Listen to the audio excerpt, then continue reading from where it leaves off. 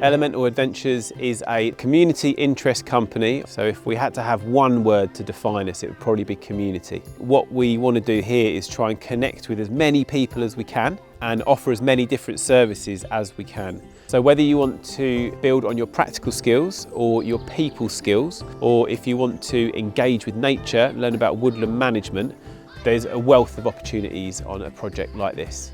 Becoming a community interest company has brought several benefits to our project. One benefit is the public profile of our company. Because it is called a community interest company, that gives anyone and everyone a rough idea of where we're coming from. We wanted this project to be resilient. We wanted this project to grow slowly but grow strong. So having a community interest company means that over time it gradually gets stronger and more healthy and resilient.